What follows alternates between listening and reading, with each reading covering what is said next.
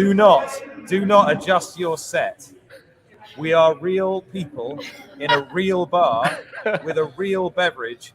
This is Cocktails and Conversation.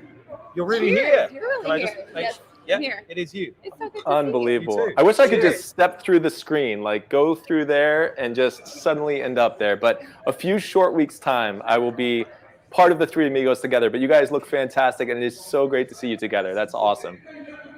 One of these days, technology will advance thus far that you could actually step through the screen and be right there with us. But until then, it's the next best thing, right? Absolutely, absolutely. Well, I'm going to do a virtual cheers with you guys. I already know what you're drinking, which is our featured cocktail tonight, the 20th Century. Did the bartender raise their eyebrows a little bit when you asked for that? Not a bit. No, I actually asked for a 21st century first, and he said, Okay. yes, we could absolutely make that. And then I rechecked our format, and it said 20th century, and he said, yes, we can make that too. He was just going to say yes no matter what, but it looks like he did a great job. I'm going to have mine pretty soon, but I'm actually starting off with a little concoction I like to call the Bourbonic, which is, a little Maker's Mark bourbon, some St. George spiced pear liqueur, some black walnut bitters. I wanted to put like a splash of tonic in there. I thought that would really bring it all together, but I didn't have any around. So in the meantime, cheers, guys. Well, cheers to you. Cheers to you, Mark. And a very happy Keeneland Fall Stars meet. Opening day tomorrow, 11 Breeders' Cup Challenge Series win and you're in races over the course of the next few days. We'll be on air for 4 of those days. Britt, looking forward to it. No, I am too. And this is when you see some of really the best racing come to fruition here at Keeneland, and the people are going to be back. Obviously, it was around this time last year we had the Breeders' Cup at Keeneland. No fans allowed to be there. Of course, they're coming back next year when the Breeders' Cup There were a few returns. people there. But There were a few people there, but no fans, of course. But they will be back in droves, I'm sure. Tailgating, maybe we'll take part in that if we can convince our producer to include it in the show. Does she watch the show? She must watch the show. Come on. At least a few minutes anyway before. The part that we put on the NBC show. So, Katie, the war hero, E2 Tank Engine Streams, the best named fan that we have on this show, has already been on. Saying, where are you, Brittany? Well, here we are in Lexington, Kentucky, in the Hyatt Regency.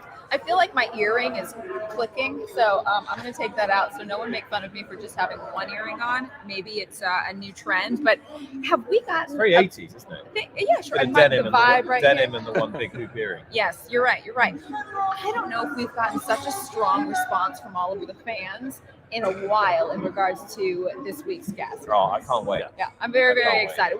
You all know who we're having. We're not going to bring him in just quite yet because we're going to get to a cocktail first, but we will have Kendrick Carmouche on this show, and I am so glad because we wanted him for a couple of weeks. Obviously couldn't have the show last week, but he seems geared and ready to go too. I only know Kendrick a little. I'm looking forward to getting to know him a little bit better, but I did interview him a couple of times last year after that first grade 1 win up in New York with True Timber for Jack Sisterson, who trains just down the road, of course, here at Keeneland. And his joy and enthusiasm was infectious. I was really hoping we could secure him as a guest on the show. We have done tonight for you, so big rest of year for Kendrick, hopefully. It's really weird having you here, to be honest. There's no delay. It's very strange. And you know that impulse. Everything's that real Brittany time. gets? Every week we do this show, Mark, to reach out and cause me physical damage. Well, now she doesn't have to try all that hard. So now, Mark, if you want on to tap for us today? Yeah, I was going to say real fast, if you want to say something tonight, all you have to do is just put your hand over his mouth and just keep going. You got lots of control today. But yeah, today we are making a very interesting classic cocktail. I'm going to get to why it's interesting in just a minute. But first, you guys know that I worked at the 21 Club for a number of years, right? But what you may not know is that 21, at the time that I was there, was actually owned by a hotel corporation called Orient Express. They also owned and operated the Orient Express train. So that train started operation in the late 1800s, and it was actually traveling all the way from Paris to Istanbul, which was a pretty lengthy journey in those days. But it was also a very kind of opulent and luxurious experience because the owners of the train made sure that guests had absolutely everything that they needed during that voyage. So why am I talking about the Orient Express when our cocktail today is the 20th Century, which you guys both have in front of you? Well, the 20th century was actually named after another luxury train from that era. So it was actually called the 20th Century Limited Express. That's a picture of it. Began operation in 1902, and it traveled from New York to Chicago. Just like the Orient Express, it was chock full of these amenities and kind of luxurious touches, one of which was that they actually took the dining car after dinner was finished and they would transform it into a nightclub. They called it Cafe Century. So this kind of reinforces that idea that sometimes it's not just about the destination, it's about the trip as well. But now the cocktail. It's about the journey. It's about the journey. There's some life lessons in that. Yeah, absolutely. So what are your feelings on the cocktail? Is it interesting? Does it seem a little unexpected to you? What was your first impression? Okay, like often cocktails that you haven't had before, I wasn't quite sure what to expect. I thought it would have a martini-ish vibe to it. It does. Yeah. First sip, I've got to confess, I probably went in a bit hard because it looks quite innocuous. Yeah. And it doesn't have it's quite clear. Should I give you a reaction? I had a little bit of it just caught me. But actually, I'm warming growing right on you. into it. Yeah. It really is great. It's I don't know how yours will taste. I would say it's heavy citrus. Okay. Yeah, there's definitely a citrus element, but the thing that makes the 20th century so interesting is that it has creme de cacao, so a chocolate liqueur. We're used to seeing that in, brandy Alexanders and dessert type drinks. We're not used to seeing it being paired with citrus for something that really is close to an aperitif cocktail. Like you said, on the, in the realm of like a martini. So it's a very interesting drink that stands out sort of in mixology as being kind of a little unexpected. That's quite interesting actually, because I couldn't work out what the ingredient was that I couldn't figure out. Right. Yeah, and it's clearly that, because instead of it being pure sharpness, it is heavy citrus, but you then get something sweet at the end. Yeah, exactly. And it's such an interesting choice, right? You wouldn't think of those two things together, but it definitely works. It's actually kind of a riff on a Corpse Reviver #2, which is one of my favorites. Do you remember those sweets? I don't know whether you had them. The sweets when you were little. So I'm just telling people they were kind of lemon or lime kind of sweets, and they had a chocolate in the middle. So there was a little bit of, they were actually disgusting, but they were a little bit of chocolate in the middle with the lemon or lime, like hard boiled sweets. Right. So what I think of, Nick, is it's such a weird pairing, but I used to get these donuts that were like Boston cream donuts, but it was chocolate on top and then a lemon custard on the inside. So that's kind of what that reminds me of. It's an interesting pairing, but I'm so happy that you guys actually get to drink it real time while we make this. I know I don't want to take up too much time because I'm super excited for our guest today as well. So let's start building this interesting, timeless cocktail, the 20th century. Maybe we'll get to the 21st century, in a few weeks. But we're going to begin, just like you said, Nick, with some citrus. So this is going to keep it on the lighter side, even if we're adding some of those darker tones of the chocolate, the Lillet, which we're going to get to. But we're going to do 3/4 of an ounce of our citrus, our freshly squeezed lemon juice here. And now we're going to add that interesting sort of what is that ingredient, which is the creme de cacao. So I've gone back and forth over my time bartending saying creme de cocoa and creme de cacao. I'm going to leave it up to you guys, whatever you feel more comfortable with. Again, there are two varieties of creme de cacao. You've got the clear one, so this is the white version, and then you also have the dark version. What's interesting is in a classic Alexander, not a brandy Alexander, but a regular Alexander cocktail, you would have gin, white creme de cacao, and cream. And the brandy Alexander, which is more popular, but it's actually a variation on that original Alexander, would be the brandy dark creme de cacao and then cream. So kind of interesting. A lot of people don't know about that original version of that drink, but just a ½ ounce. This is meant to be sort of again, what is that sort of mysterious ingredient in the background, but we don't want to overpower the drink with the chocolate. So just a ½ ounce of that. Now we're moving on to our Lillet Blanc. So I hope you guys have invested in a bottle. I'm going to show you a picture because I have mine way off into the corner there, but I want you to see. I would have said Lillet and really embarrassed myself. Yeah. I think I would have done as well. This is a picture of that bottle. At least I wouldn't have said Lillet Blanc. Yeah. I've heard some interesting pronunciations, not just of this liqueur, but of different ones out there. This is a great bottle to have on hand because next week we're actually going to be making a classic Vesper Martini. We're going to dive into that whole conversation about shaken or stirred for martinis. Of course, that drink was actually created by Ian Fleming, the author behind the James Bond novels. So we're going to talk about that. But for now, a half ounce of Lillet Blanc. This is a fortified aperitif wine. So it's made from wines from the Bordeaux region of France. It also has a mixture of some orange liqueurs in there and then some aging in oak vats, which is where you get that color from. So a half ounce of that. And then finally, an ounce and a half of gin. I've got an interesting choice for gin tonight. I've got T-Mobile's 5 gin. Just happens to be what I have around the house. So this is going to be a little different in this cocktail, but an ounce and a half. Did you guys know that T-Mobile had a gin? No? No, but I wish T-Mobile was giving me better service right now. We need a little bit more of that ultra capacity 5G there. And that's it, guys. So this is a 4-ingredient cocktail. And we're going to go ahead and shake this up. Add some ice. All right. And give it a good shake. I'm going to let you guys enjoy your cocktails while I do this. Tell you what. I mean, if this whole 5G thing is a Chinese conspiracy, I wish they'd just get on and do it. You know, I'm all for it as long as, you know, I can actually get some sort of, Is this something I'm supposed to know about? I can actually get some sort of, you know, signal on my phone or Wi-Fi. Well, I mean, we're using Wi-Fi right now, but I might very quickly switch to the 5G. I don't know. How are we coming across to you, Mark? Are we a bit sticky, or can you hear us? I can hear you. It's a little soft, but there's no lag.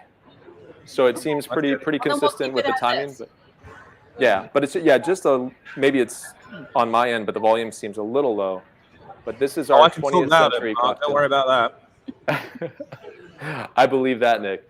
Absolutely. Well, cheers, guys. Now that I have one officially, so great to see you guys together. And cheers with our 20th century cocktail. Cheers. It doesn't look dissimilar. Cheers. No. Pretty close. Yeah, such an interesting. It makes it so much nicer that we can actually experience it with you, Mark. This is awesome.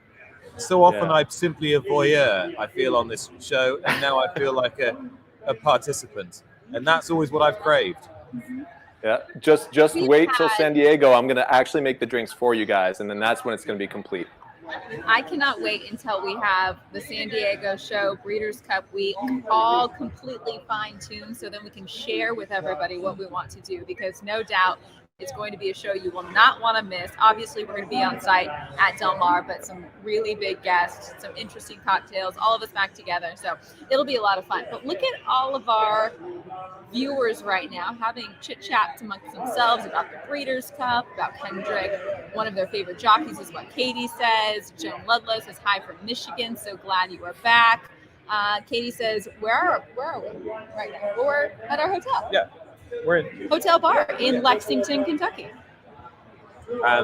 Dorian Dickinson, of course, is in, as he is every week. Cheers to the Dickinsons, loyal supporters of this show. Leslie Nauf is here, as she is every week. So cheers to all of you, and thanks for joining us. Now, are we nearly ready? We're nearly ready. We don't quite have Kendrick Carmouche yet. Okay, let's get this out of the way. Carmouche. Well, I'm saying Carmouche. I believe like it's smooch. Carmouche, and I think that's the correct way to say it. Oh, thank goodness. Well, we have someone to help us out with it. We have to surmise no longer, because we welcome in a man who is the self-proclaimed king of positivity. We know him also as the king of, well, Philadelphia. Yes, Philadelphia. Well, parts Philadelphia. Sure. All the same. Today, he is the king of cocktails and conversation. He is Kendrick Carmouche. Kendrick, good evening. How are you doing? Cheers. Hey, Kendrick. Cheers. It's a Heineken. I was wondering, they asked you earlier, is it going to be Captain Morgan and Ginger Ale? I'm still at Belmont Park, but I got this one. I like it. Is that's one of the big ones too, so you don't have to refill, right? I'm not sure. We're all having a bit of cell issues here. Yeah, so Kendrick, you said you were still at Belmont Park. I can recognize the facade behind you of the grandstand. You're a busy guy. I mean, what's a traditional week look like for you? You're all over the place. Since I came off the injury, I have a good mindset about things. So I just want to stay, I have to get back to where I was before I got hurt mentally in my mind. So the only way by doing that is to ride 7 days a week and be very competitive no matter where I go. I mean, this game of all sports, the ups and downs are so extreme.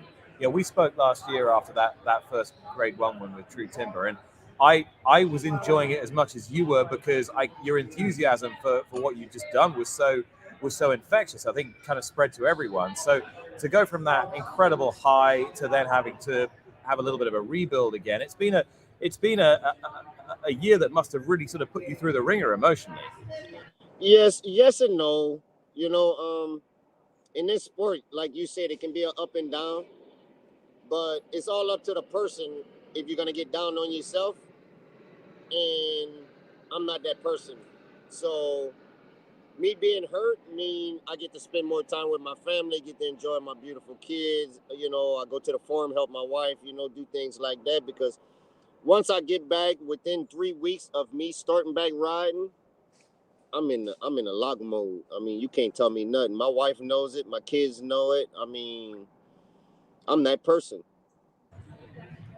You're such an inspiration to so many people. You can just say in the first 2 minutes we've had you on how positive you are. And the quote underneath your Twitter handle says, "Believe in yourself." How did you get to this point in your life of that sort of mentality? Have you always been this way, or who inspired you to really take each day and live it to its fullest and have that, positive viewpoint on life? It starts at home, at mom and dad, and paying attention as a kid. Instead of being, oh no, you're telling me the wrong thing, and later in life you realize that what they was telling you is the truth. So I was that kid that was very I listened a lot. I never said too much. So with that being said, I mean my dad stuck it in me. I saw what he done over the years to be successful and gather a lot of love around him, and that's the person that I wanted to be. I felt like when I'm gonna travel this world, being a jockey, no matter where I go and how I go, I want everybody to know Kendrick is this person, and he's never going to change because how much success he got or how low he is. He's always going to be happy. I can finish last in the race. I'm going to come back with a smile because I'm doing something that I love. It's very personal to me because it was bought in me. I mean, I pretty much was on the horse back from a baby. So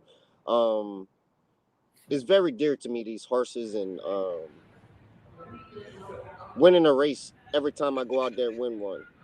It's like winning my first one for me. I don't know how other jockeys feel or how they think, but I know when I walk in that winner circle, it feels like the first one. No matter where I go, I can go back to parks and win. It's a joy. I mean, win, lose or draw, you never get negative energy out of me, and that's the way the world's supposed to be. I mean, I think when you say Americans, we stand for this. We should stand for this. Kendrick, your father obviously left a massive impression on you and has shaped the way you are to a great extent. I can see you smiling now. Tell me more about him. Tell me about him. Introduce me to him. Man,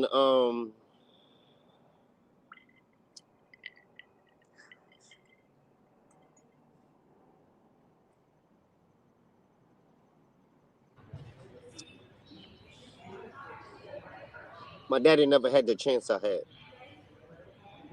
So I'm gonna make that dream come true for him. This is what I'm here for.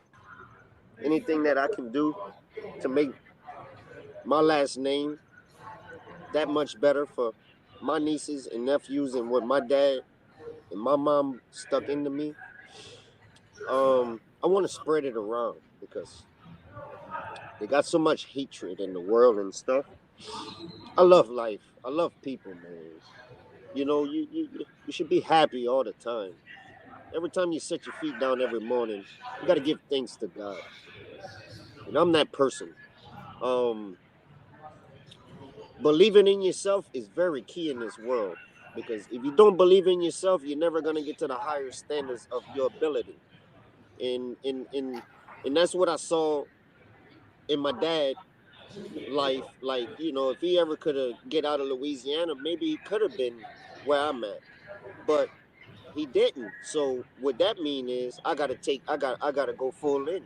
I gotta give it all my all, just to make him feel like he's in the same predicament that I'm in as we speak. Did he then instill in you the belief right from when you say you were on a horse from before you could even remember, before you could walk? Did he instill in you the belief as a young boy that actually you could achieve anything, that the boundaries were not there, the possibilities were limitless? Did he give you that belief, even though Yes, you he had so really many obstacles did. to He overcome? really did. As a I mean, soon when I turned 16, I got my jock license. I wrote for a little bit in Louisiana. Then I moved to Sam Houston, and I was only 16 years old, man. I was a pup, man. I mean, I was still in the cocoon, man. I mean, I didn't know what the world could have bring to me, you know, like, you know, I didn't know what you was thinking, or, you know, anybody, you know, you're so young, you just can't gather it all together. So my mom and dad always told me, never pass up on an opportunity, because if you pass it up, you never know what you could have do with it. So I stuck by those rules. I lived by those rules, and I went from Sam Houston to Philly Park.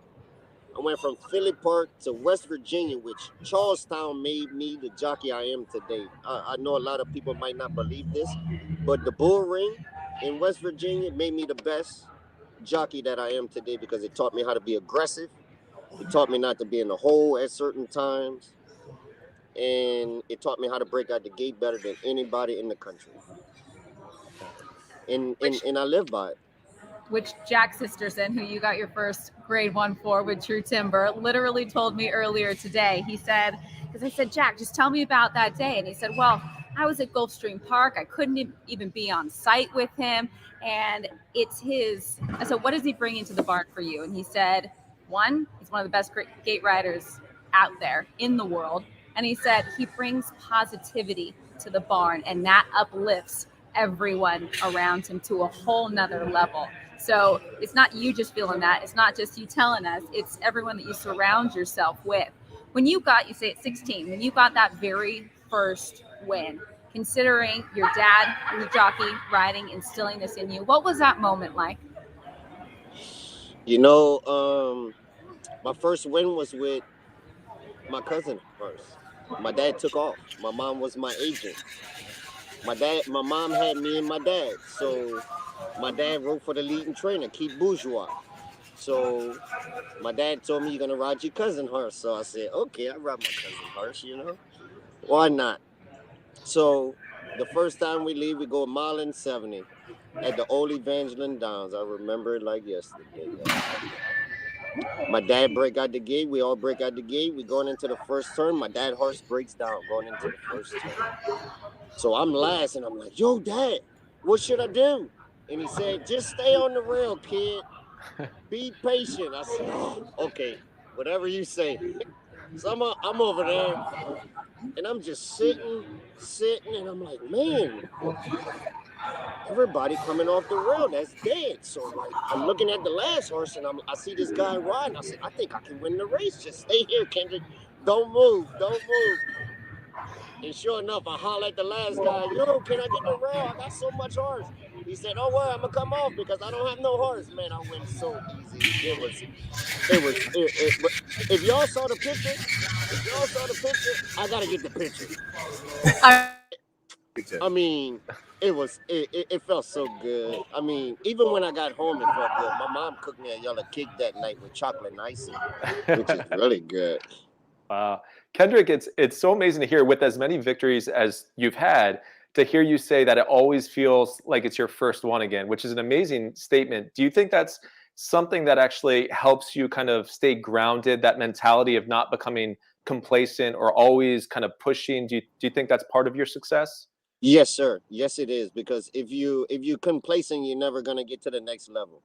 You know, this is why I left Philadelphia Park. You know, nobody remember championships, but if you have a good vibe to yourself and people love you, they remember it. You know, so this is why I kept pushing. You know, I thought it was time to leave Philadelphia Park 7 years ago to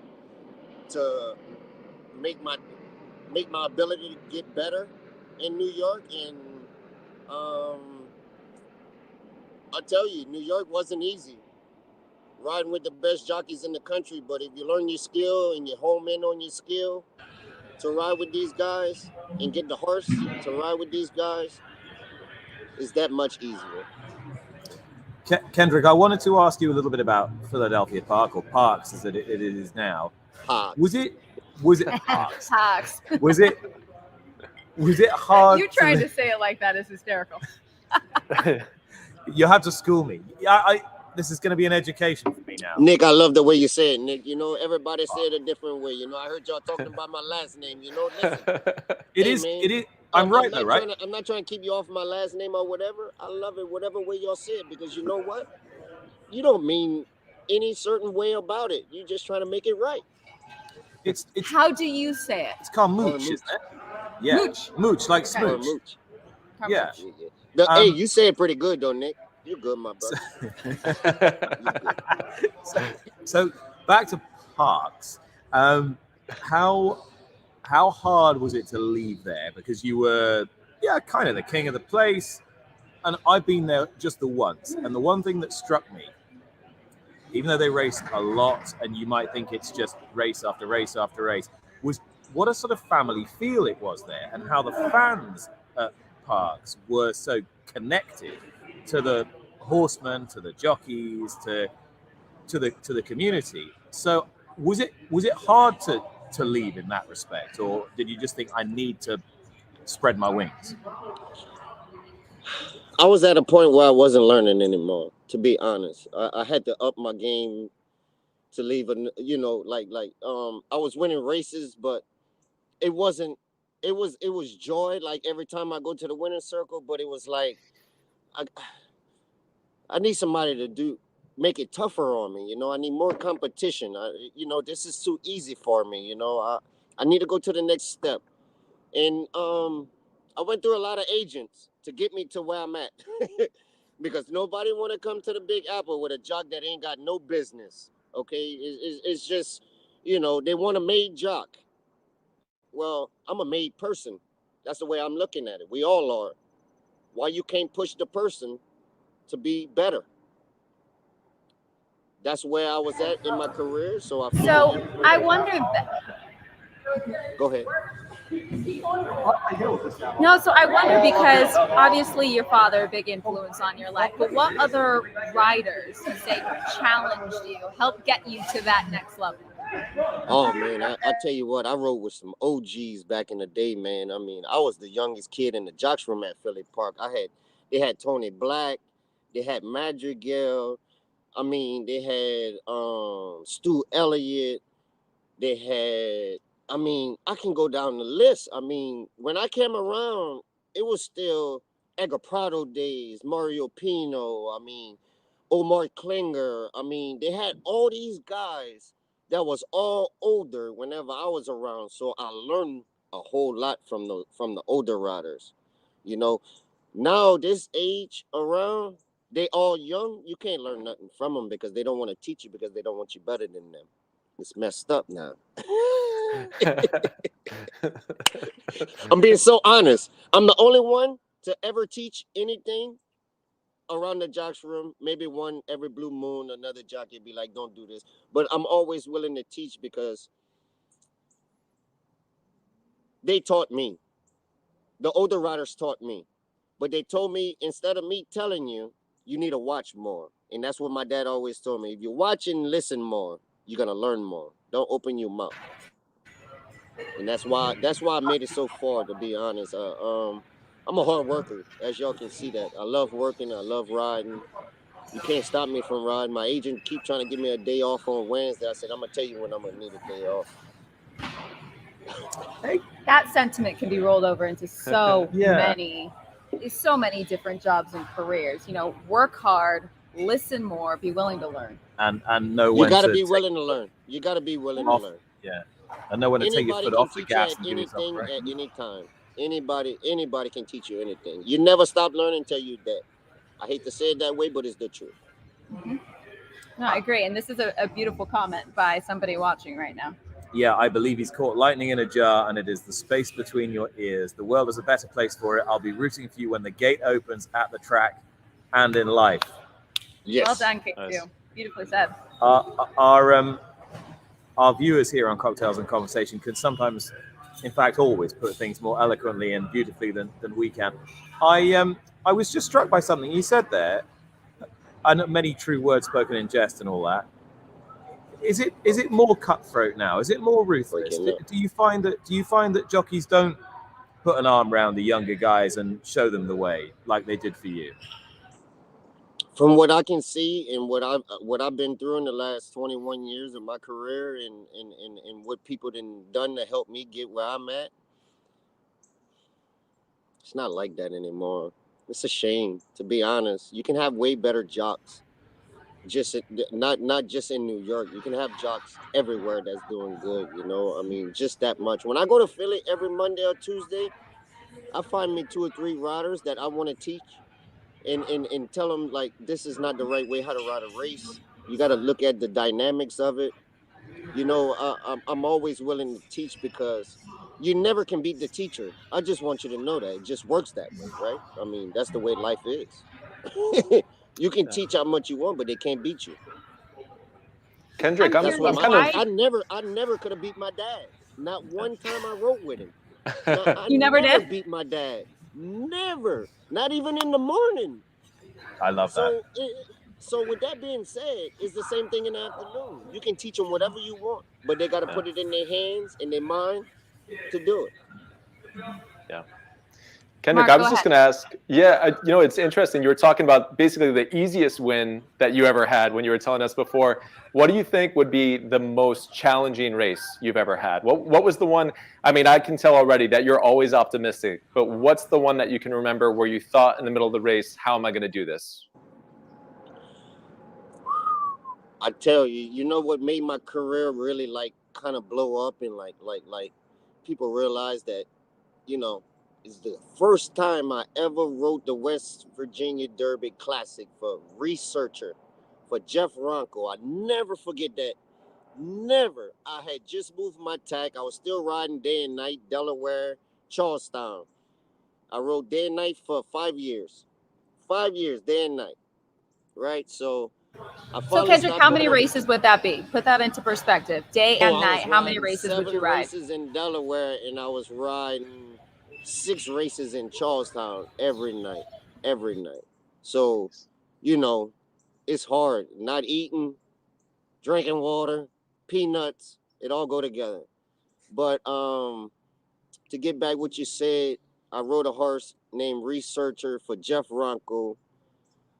I had just left there over the last year, and I had a best friend there named Scooby Snyder, and the jock that was riding him all the time, something went wrong with him, and Jeff Ronco was against the wall about who should he put, a Charlestown jock or an out-of-town jock. So Scooby Snyder said, man, what about Kendrick? He was like, wow, I never thought about that. Okay, call him. Scooby Snyder called me, and he said, yo, I got your mount in the West Virginia Classic. Jeff Ronco. I said, I'm coming riding. Don't worry. Tell Jeff I'm coming riding.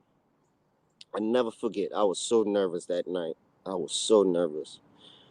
Johnny V, David Flores, Mike Smith, you name it. They was all in the race. And I'm like, oh my gosh, I'm going to beat these guys. I never, so Jeff Ronco, the only directions he told me, don't come off the rail. You're going to win. And I'm like,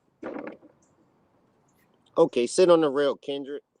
I sit on the rail the whole way. I had so much horse the whole way. And I'm sitting there and I see Johnny V on the favorite on commentator. Nick Zito, right? Got you. And I see Johnny nudge around the turn, and I say, oh my gosh, I got Johnny beat. I grab my horse, take him out. I set the track record. I win the biggest race of my career, the first big race of my career. Wow. And when I tell you, winning that race at Charlestown on a home horse and with all the people from West Virginia out there, it was the biggest scene you're going to ever see. It's like being at the Breeders' Cup or Kentucky Derby. It felt so real. It gave me goosebumps. It still do. It still do. I watch it day and night sometimes just to make me be that, make Jeff Ronco stick to my brain because his instructions were stay on the rail. He's out. good on that. Best Mark, one, researcher. Mark, because he is a clever guy, paid homage to your Kentucky Derby ride at the beginning of the show. We did notice, Mark. Don't worry, we did notice. There it is. There it is. The Bourbonic. The Bourbonic. The event itself has humbled a lot of great jocks when they've ridden in it for the first time. How did you feel when you rode Bourbonic under the tunnel in the Derby? You know,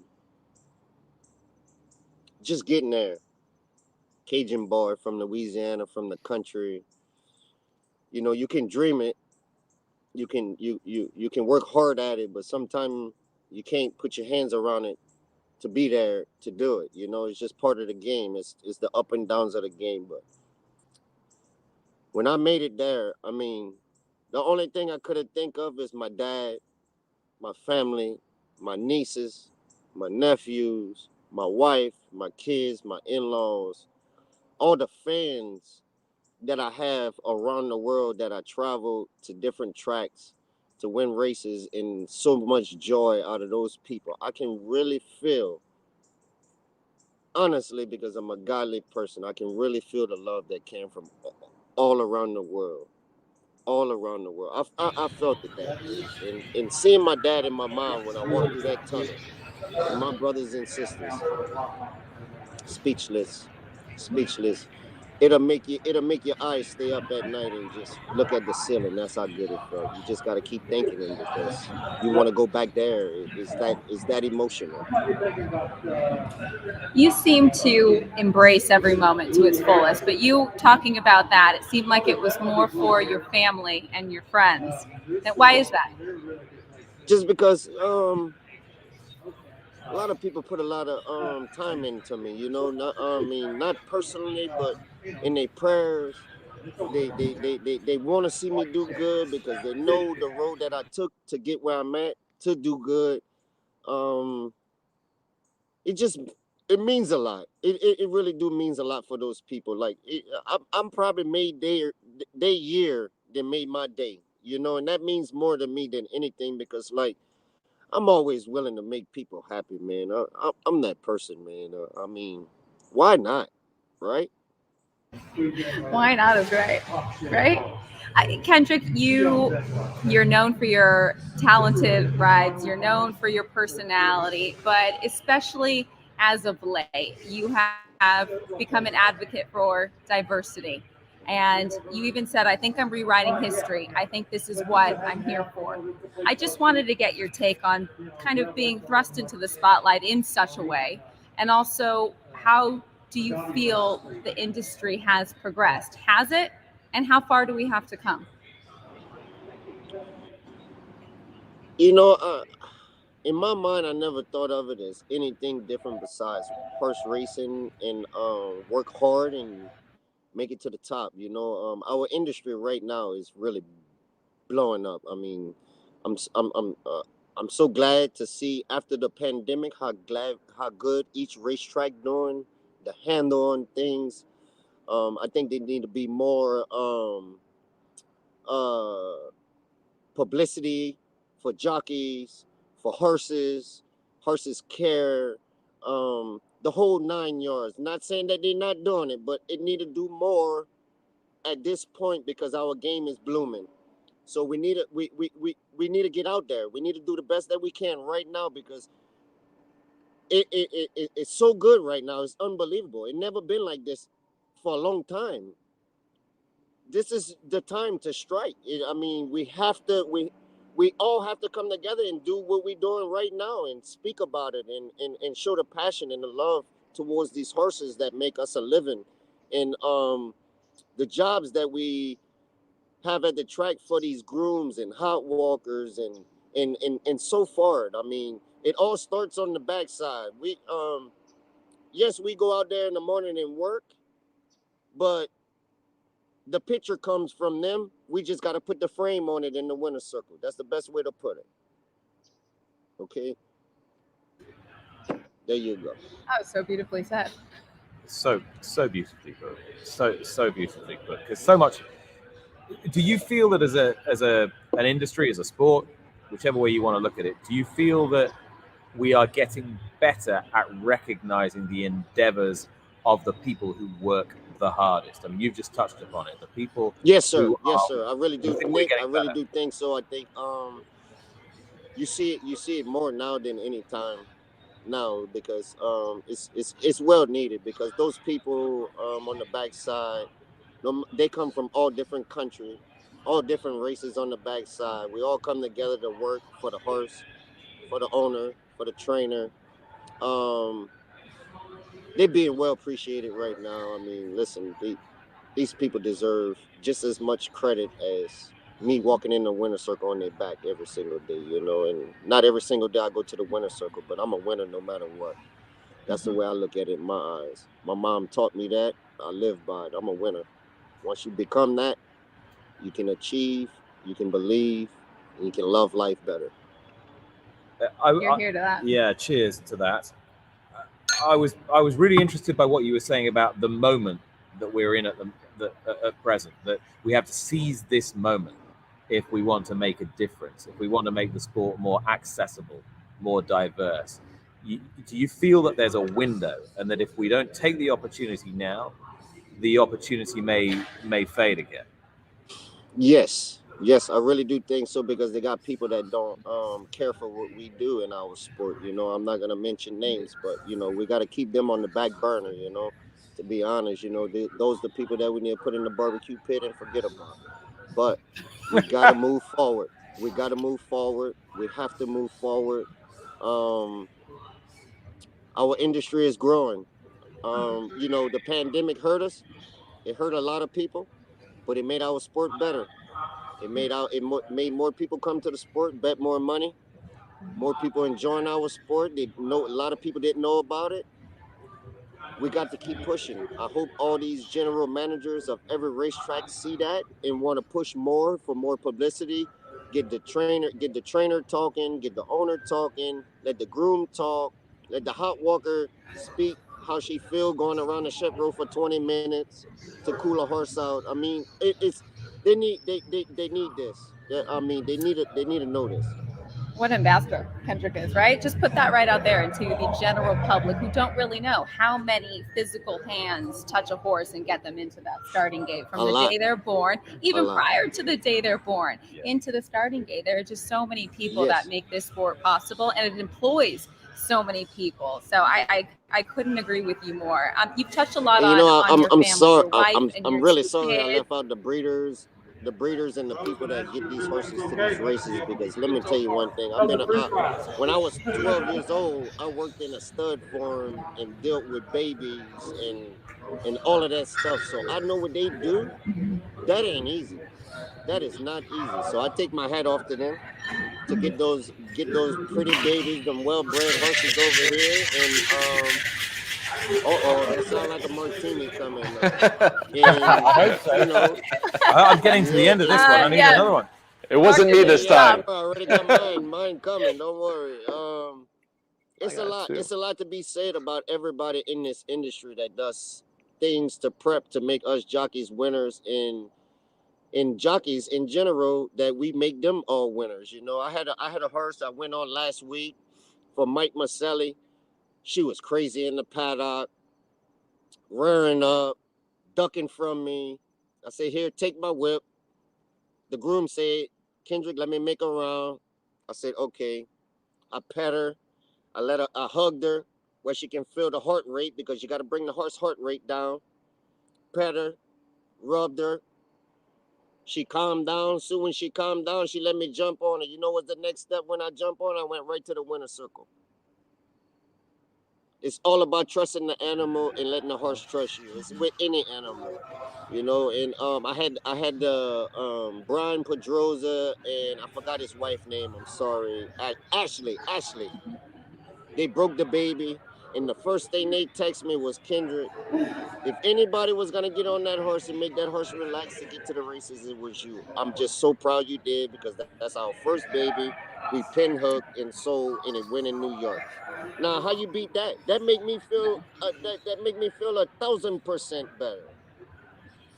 You can't beat that. I mean, it's true. It's a connection with the horse, but also now knowing who broke the baby and having that connection too. It's just, yes. I mean, we could tell stories like this for ages. But I get the sense listening to you that if horses hadn't been in your life, animals would always have been in your life in some sense. You find some way. You have that kind of empathy with the animal.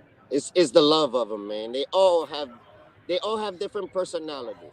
No matter if it's a cat, a dog, whatever you get, it's no different than a horse. You just gotta love it. Once you love it, it's gonna love you back. Now, NBC did a great feature on you prior to the Derby. We got to meet your family via the television screen, and I saw, was the whole family riding horses? Is this very much a part of your life? All of you? Well, oh yeah. My daughter do the show horses. Yeah. And my wife, because my wife teaches University of Delaware equestrian team.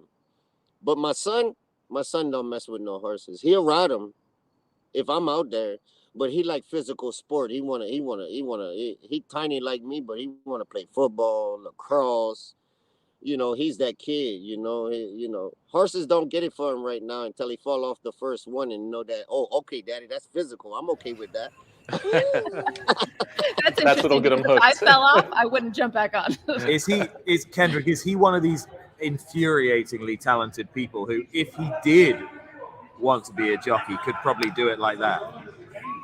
Yeah, I thought it might. I'm trying to keep him away from me because he's so smart in school. He got to be a lawyer or the president or one of them, you know.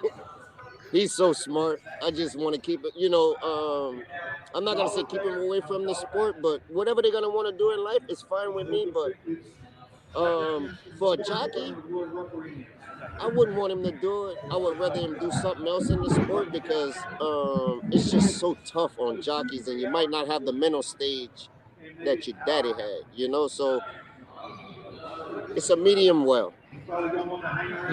Can I ask a little bit about Whitney and her? She's obviously a very accomplished equestrian. Does her experience and her knowledge, does that help you in a sense? Not in terms of race riding or anything like that necessarily, but just the fact that she has an understanding of what you're doing, of what you're going through, of what you accomplish on a daily basis. She really do watch me all the time. She tried not to say too much, but she's really a good coach. And I was really kind of rough with making horses switch leads. I always made horses switch leads, but I was a little kind of rough with it. So she said, Kendrick, you don't have to be that rough. So when you get to the top of the lane, just pull left, and you're going to open up a length instead of taking it away from him. And, that's the only thing my wife ever told me, to make the horse feel smoother, to get in a smoothing way when you turn up the top of the lane. And it works. Pull the left rein. Don't go with the right one. If you pull to the right, he's not going to switch. You got to go to the left. But isn't that, I find that fascinating at top level sport, because I can only imagine what it's like to be a top level sports person. You see it with the tennis players. They say their coach can just get them to tweak one tiny little thing, and it completely changes their game. It totally do. But you got to be understanding. You see, if you're not understanding and want to learn, it's not going to work for you. It's not going to work for you. We could talk to you literally all night, and I kind of think we are because you're completely losing daylight behind you. So I'm so sorry for this. Oh my gosh, it's been such an absolute pleasure. But one more thing, we have We can see that. rapid fire 2-minute question and answer session Right, I need with to you. get these up Okay. here now. Well, here, I got them on my computer. So we're going to take a turn asking you a question, and we'll put the 2-minute clock up, and we're going to try and get in as many questions as we can. Mark, you're going to be a part of this, okay? So we're going to go. Good. Okay, I'll start. Nick goes second, and then you go the third question, okay? Okay, gotcha. Let's get the 2-minute clock up here. When do I go? When we ask you a question. Okay. All you gotta do is answer. You can pop open that beer. Oh, so good. All right, 2-minute clock, He's ready to go. Your cocktail's full. I'm curious though. What is, while we wait for the 2-minute clock, what is Belmont Park like right now? Like, how would you describe it? Oh, Eerie? they just clean. Everybody cleaning up. It's like watching ants from an ant mound. That seems a little. Should we just go without the 2-minute and just roll through all of them? Roll them, yeah. Okay. All right. Oh, perfect timing. Let's go. What was it like growing up in Louisiana as a 16-year-old jockey? Oh, really fun. A lot of riding horses. All right. What advice would you give to someone who wants to be a jockey? Hey, man, you got to stick to it. You got to make it work. Don't give up. Oh. Is there a horse or horseman who inspired you to join the sport? I feel like I know the answer to this, but My pops. yeah. What's your favorite Louisiana dish? Cannot wait to hear it. Oh, my mom make a good gumbo, man. I tell you, she make mine look like crap. To be honest. All right. If you could put a racetrack in any city in the country, where would it be? Oh, Atlanta, Georgia. Let's try Atlanta. Ooh, okay. They've been trying. I know they've been trying because my in-laws live in Savannah, so you know I've been knowing. And where is your favorite track right now? My favorite track? Yeah. I gotta say New York, man. Belmont, man. I'm an Aqueduct fan, though. You know, hey, I love the hood. I call Aqueduct the hood. I love it. The big A. All right, what race do you want to win that you haven't? The Derby. I got to win the Derby. I have to win the Derby before I get up out of here. You'll do it. Yeah, you do. What would you do if you weren't a jockey? I'll be a real goddamn good agent. I'll kill these agents around here. They wouldn't even have a shot. I got too much hustle with me. And how did you stay motivated following your injury? Every time I wake up and looking at my kids every morning, you know, they love me there, but they want to see me out there fighting. So my kids. It's all the motivation you need. Okay, we have one last question that we ask all of our guests, even if we run out of time. If you could have dinner with anyone in the world, alive or past, who would it be?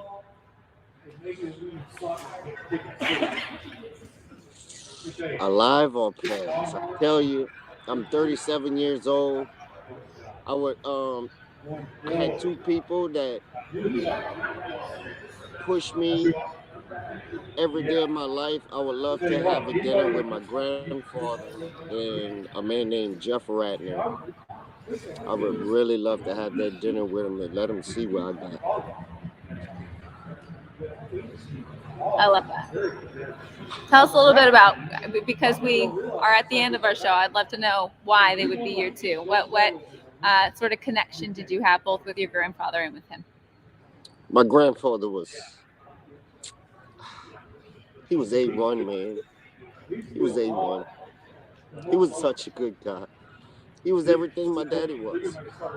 He made me who I am. I love him. I love him. He talks to me all the time. He's a good guy, very good guy. And my man Jeff Ratner, God, His family right in Bensalem, Pennsylvania, right next to Parks. Every day I'm there, they come see me. He kept me on the straight arrow as a jockey because you know us jockeys, you know I hate to be like this, but we're some pinheads, you know. So he really done it for me. He kept me on the straight path.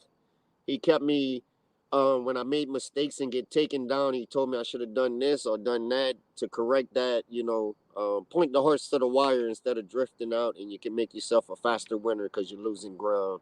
He was that guy. You know, he's seen it all. He was at Keystone. He was at all the small tracks where you could see some of the greatest riders ride. So, you know, why wouldn't I listen to him? You know, his best friend was Chris Antley.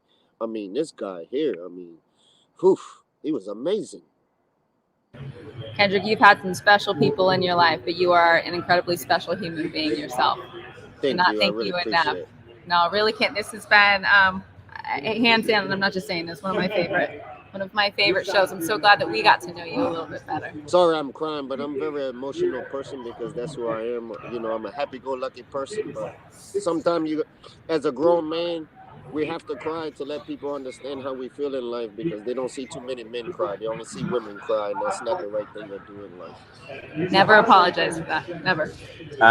You're a great example to all of us in this game, Kendrick, and I just hope I'm there at Churchill Downs when Yes.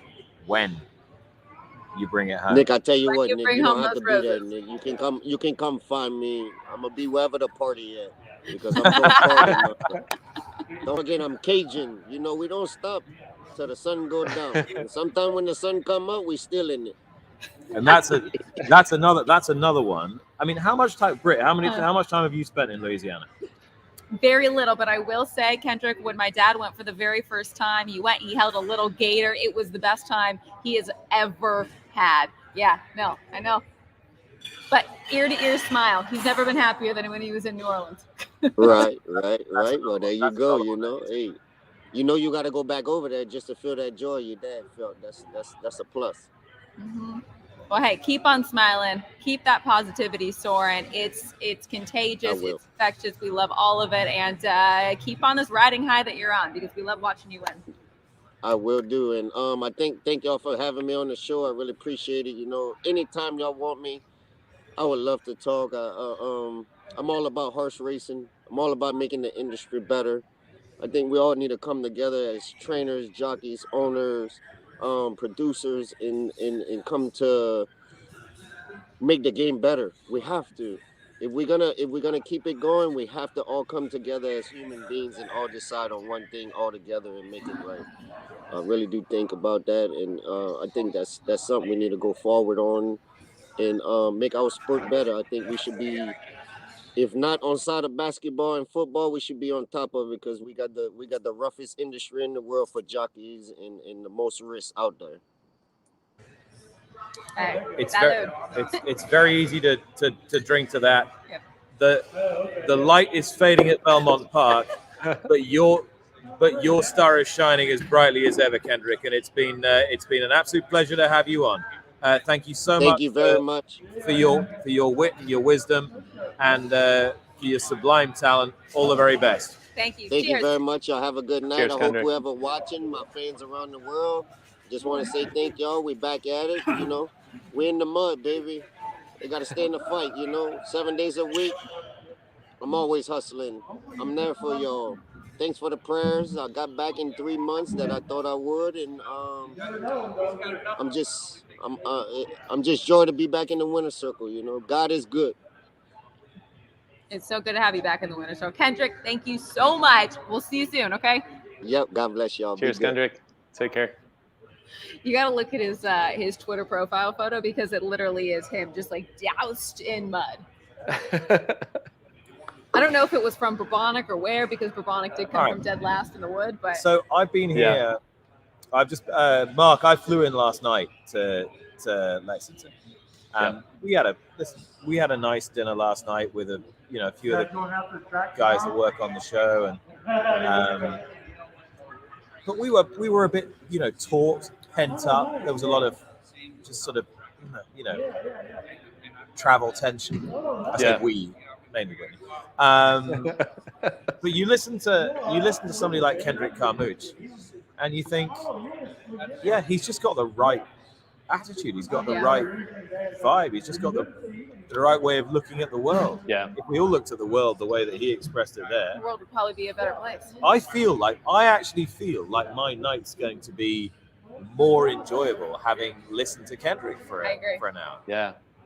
Absolutely. That optimism and that viewpoint is infectious, you know, and I think that really struck me, you know, how he's going on the track literally as if it's his first time. Every single time he's grateful to be there, and I think, you know, it just shines through in what he does. It's beautiful to hear him talk about it.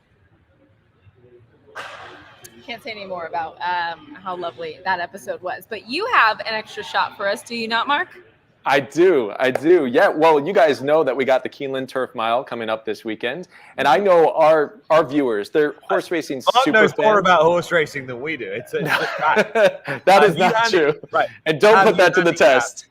Right. Have you handicapped the Keeneland Turf Mile? I haven't. I'm not there yet, but I need to. So Ivar, defending champion, maybe. I don't know. Anyways, what are we looking at here? Yeah, so, you know, I know our viewers are going to watch the race, but why stop there? You can be a part of the race, because that's exactly what Fanticipate allows you to do. Fanticipate is an online auctioning platform that is partnered up with the Breeders' Cup to allow you to bid on one-of-a-kind memorabilia from this race. It could be maybe something signed by a jockey, or maybe a horseshoe that one of your favorite horses was wearing. So all sorts of great stuff for you to bid on. This is your opportunity to take home some of the action.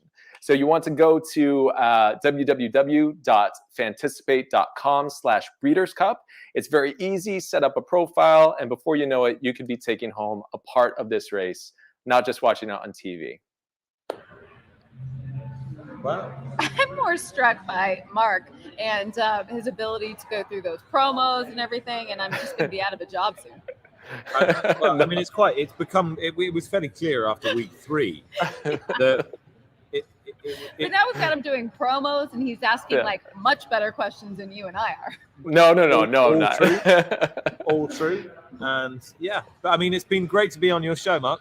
Thanks for having us. No. You know, you guys have inspired me, and I've taken such a genuine interest. And it's amazing when I think about it, because I'm relatively new to the sport. And when I look at the amazing guests that we've had on this show, I'm like, oh my goodness, we basically had this never-ending Hall of Fame sort of guest list. So I'm circling back now and kind of appreciating that in a new way. But I'm just grateful to be here with you guys. And I'm happy to see you together, but it's going to be even better when it's the three amigos all together in San Diego. Oh, yeah. Oh, yeah. I apologize if there were any like sound issues here. I tried muting as much as we could. No, I think we have it's the real pretty bar good. atmosphere, right? Yeah.